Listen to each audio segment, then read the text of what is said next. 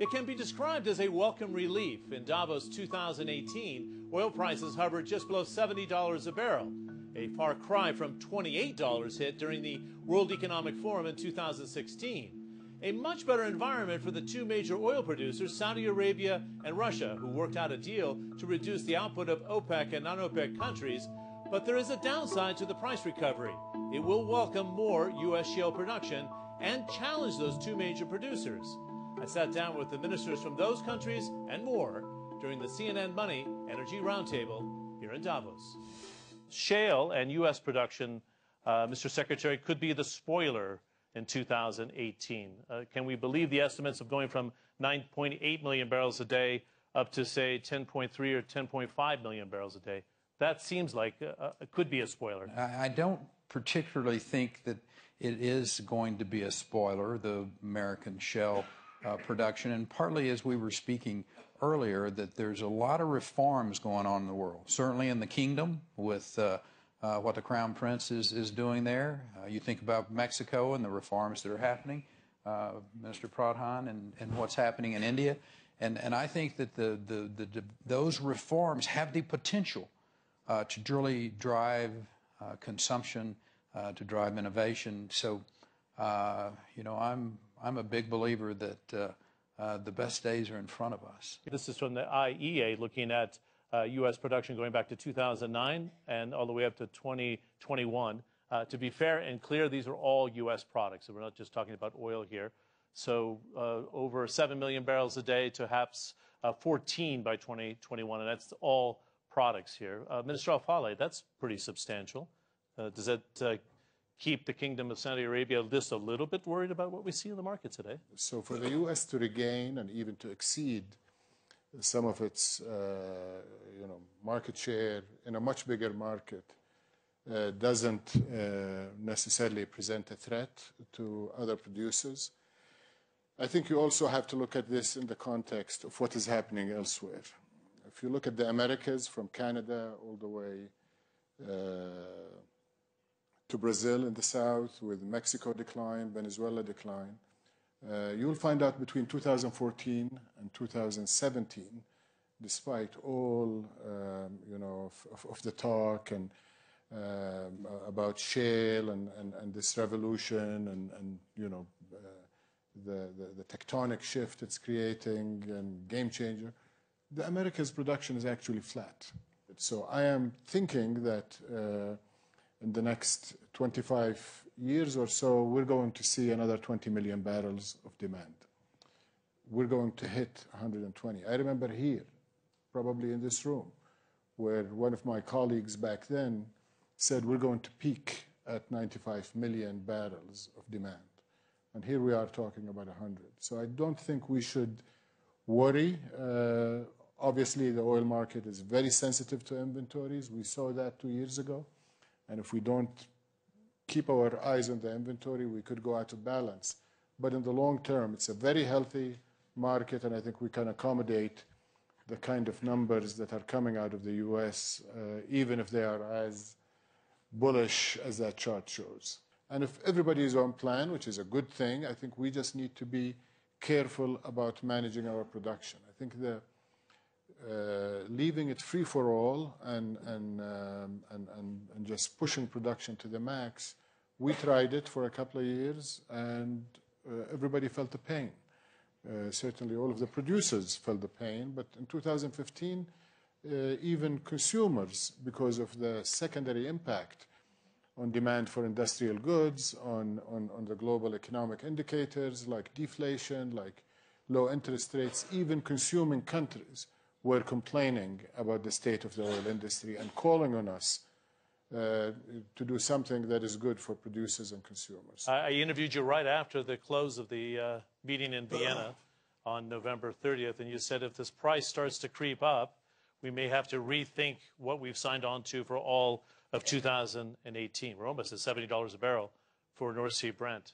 Do you think it's time to revisit and be a little bit more cautious and not leave a huge vacuum for the U.S. shale and traditional producers to take your market share? We should not be afraid of shale oil production in general in the general energy mix and in the general supply and demand on the market. As my friend Khalid said, we have 100 million barrels a day. This is the market demand as it stands today. And shale oil is 5.7 million barrels of shale oil per day, which is 6%. Even if they add 6 more million barrels by 2021, as you showed it on the slide, well, this will add 2-3% to the overall demand. So you should understand that this is merely one way of satisfying the market. There may be many different ways of producing oil. There can be shale oil, traditional oil production, deep water shelf, Arctic shelf. There's so many different ways.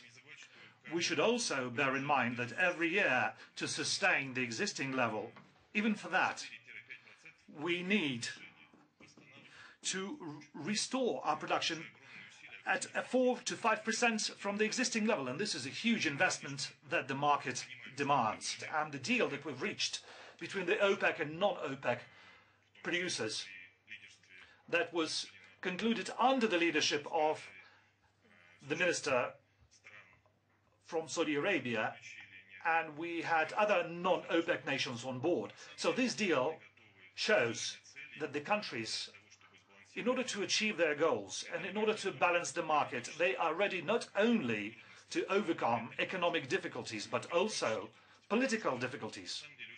Naturally, every deal will run its course and will end at some point, and we'll have to go back to a market situation. So we also believe that depending on the balance between supply and demand, that the key would be fair competition when it comes to production, when it comes to downstream, both in the oil and in the gas sector, and in any sort of activity. And so we are in favor of avoiding protectionism. We are in favor of fair competition, whereby the consumers and the producers will have a win-win situation where the producers could meet the growing demand and provide enough supply. How long does the demand for traditional oil and gas remain strong? You're almost importing 5 million barrels a day, because we often talk about this energy transition. Prime Minister Modi talked about the investments into renewables. Is this going to continue rising at this pace for the next 5 years? For the next 25 years, the incremental requirement, 25% of incremental requirement will come from India. Our growth, our per capita energy consumption is very low. We are a growing country, we are a developing country, we are a young nation. I'm a strong believer my requirement is bound to grow, and sizable of that growth will meet out by conventional sector, and I will continue to depend on this import. And being a consuming country, I was listening to the different argument, the balancing. You use the term disruption, I will use the term the balancing. Whether it is shale oil, whether it is our reliable friend from Kingdom. My expectation as a consumer will be the price should not pinch our domestic economy. We must appreciate more capex on exploration and production area. So the producing country also look into the interest of consuming country. This balance must be the finer point, the main point of the production balancing. What do your forecasts show us, Dan, in terms of demand holding up? We're at nearly 100 million barrels a day. We often talk about this onset of peak demand, and I see a huge range of expectations. We know where Minister Al-Faleh stands. You know, where's your head today in early 2018? You know, I find it very ironic. On the one hand, this discussion about peak demand, which is sort of shifted into discussion about transition. On the other hand, we're seeing about as strong demand as we've ever seen in oil. And you kind of say last year, we added 90 million new cars. About 99% of them were gasoline-powered cars. So in terms of when there's a peak or a plateau, at least based upon what we see today, it's not tomorrow, it's not next week, it's not next decade. Maybe it's around 2035, 2040, and it's going to be at a higher level than we are today. You were digging through your notes, Minister Al-Faleh. What are your thoughts about the year? Can you protect 50 as the floor for 2018 or not? You know, actually, we didn't target 70. We didn't target 60. We, as Minister Novak said, we have a fixed target, which is to bring balance into the market. Inventories is the main indicator of that balance, as well as supply and demand being essentially in line, and we're not there yet. Price is an